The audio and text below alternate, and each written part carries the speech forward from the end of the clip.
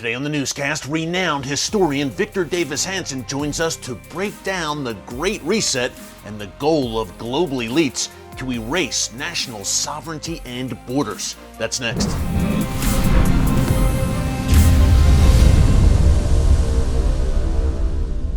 Hey folks, Erick Stakelbeck here. Welcome to the Watchman Newscast. We want to get right into it today with renowned historian, Hoover Institution Senior Fellow and Professor Victor Davis Hanson. He joined me recently on our TBN special, What is the Great Reset?, where he broke down not only the history of attempts to establish a one-world government, but also today's attempts by global elites to control your life. And folks, remember, it's not a conspiracy theory when the people behind it are saying out loud, openly, what they intend to do. Hey, two quick things before we get to the interview. Number one, be sure to subscribe to the Watchman News channel right here on YouTube and click the notification bell so you get alerts every time a new video is posted, and to get the kind of cutting-edge content that the so-called mainstream media will not touch. And number two, you can watch my entire special, What is the Great Reset?, right here on our channel under the category TBN Specials, hosted by Erick. It features my interviews with some incredible voices on this subject, including Victor Davis Hanson, Pastor Jack Hibbs, the Kwok Brothers, and more. Here's my interview with Victor Davis Hanson. From Pharaoh to Rome, from Napoleon to Hitler, many empires have tried to impose their will on the world, but none of them had the advanced technology that we have today, with everything from the internet to AI. It's technology that in many cases is used for good, but can easily be misused by those who have an obsession with control. And we are joined by Hoover Institute Senior Fellow Victor Davis Hanson. Professor, great to have you with us. You know, the elites who are pushing the Great Reset agenda tell us that we'll own nothing, we'll have no privacy, and yet we'll be happy. How exactly does that work, and what is the real end game here? Well, it doesn't work. And the real end game is that a self-appointed group of people in Europe and the United States mostly, but also westernized countries like Japan, South Korea, Australia, etc. But mostly it's Western or westernized elites who have done very well out of neoliberal capitalism and have made more money and have more influence and power than anybody would ever imagine in the history of civilization, have gotten together, and they feel that they have a formula that they're going from top down to impress on the rest of us. And there's certain protocols that they abide by. One is they're never subject to the consequences of their own ideology. So they have to be anointed and exempt. So John Kerry has to have a private plane on our behalf, or Al Gore's got to get a 10,000 square foot home on our behalf, or Michael Bloomberg and Bill Gates have to fly all over the world and invest billions of dollars in communist China on our behalf. And their goal is to supersede the constitutional governments in Europe and the United States with a supra government under their control. So if Ireland wants to have a lower capital gains tax than, say, the EU countries in average, they can't do that because that would be freelancing.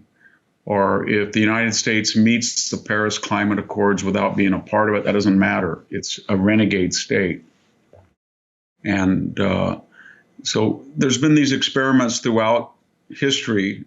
Alexander the Great's Brotherhood of Man, Napoleon's Continental System, some of the people that dreamed up the League of Nations that want Esperanto as a universal language. But they've all failed because history shows us that the most effective means of organizing people is the nation state under a constitutional system that reflects unique characteristics, protocols, traditions within defined borders. And that's what they're trying to destroy. Professor, you are an historian, and you've tackled totalitarian movements in your work time and time again. What sets the Great Reset apart? Why is this particular agenda different? Is technology the deciding factor here? It seems a whole lot easier these days to really enforce global governance, whether through a digital currency, digital ID. Why is this different? Well, that's their words. That they say it's different and will succeed where other utopian schemes have failed because we're a global village now. And so they're not shy about suggesting that the ability to call somebody up halfway across the world on your cell phone, or to look to email instantaneously, or to have TikTok in every nation, or Facebook in every nation, has created a one world culture, and that has made these previously failed political efforts viable now. At least they feel that, and it's no accident that some of the people who are driving this come out of Silicon Valley, especially because they profit from it, and so they feel there's one international culture.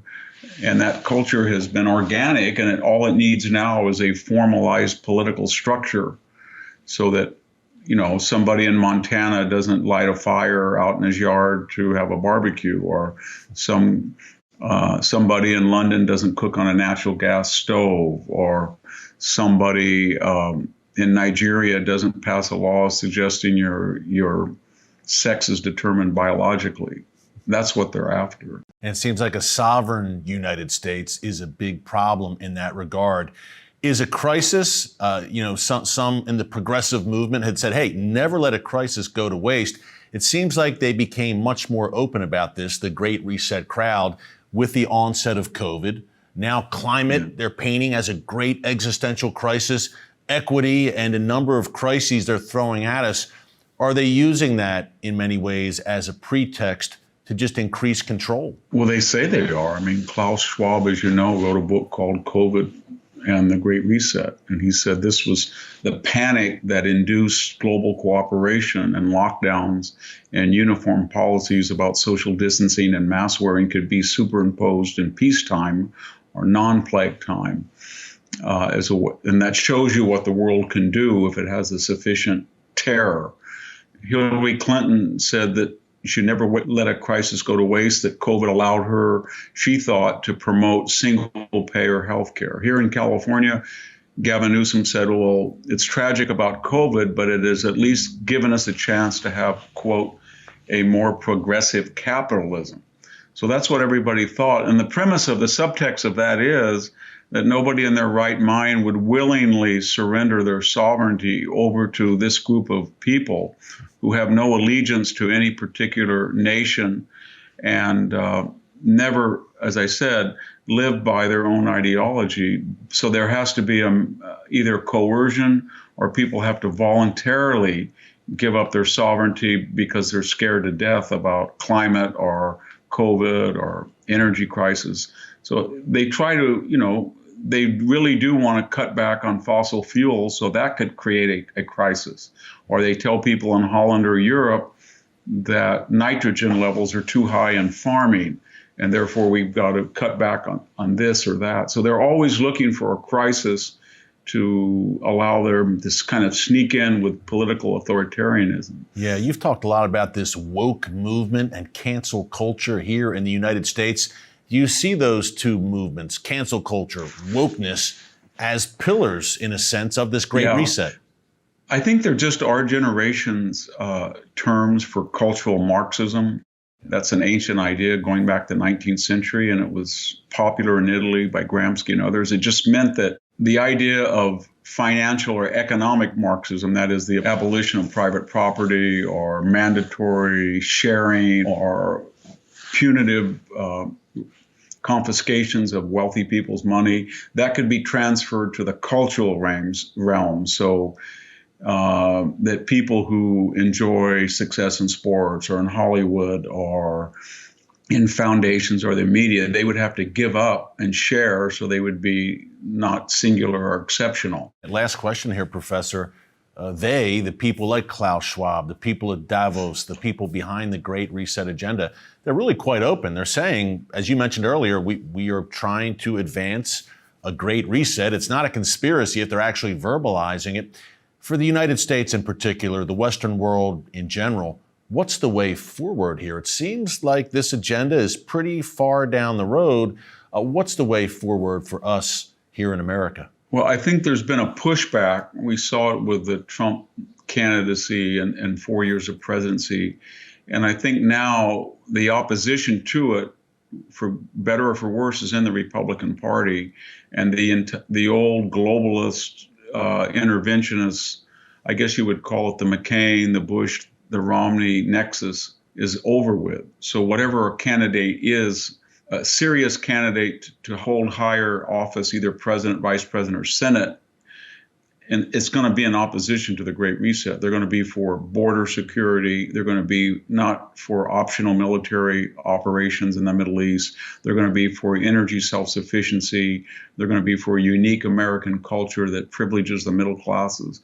That's that's against the old stereotype of the Republican Party as silk-stocking aristocrats on the golf course. So that's the revolutionary reaction in this country. And it has counterparts in Europe. You see it with demonstrations in France and Britain. So I think there's a lot of anger toward these elites. A lot of it comes from their hypocrisy. And they're just simply not willing to live in the manner they want everybody else to. We live in interesting times, dangerous times. Victor Davis Hanson, we're so glad we have you sounding the alarm about this. Thank you so much for your time. God bless. We'll see you again soon. Thank you. Thanks again to Victor Davis Hanson for those great insights. Folks, again, check out my TBN special, What is the Great Reset?, which you can find right here on our channel under TBN Specials.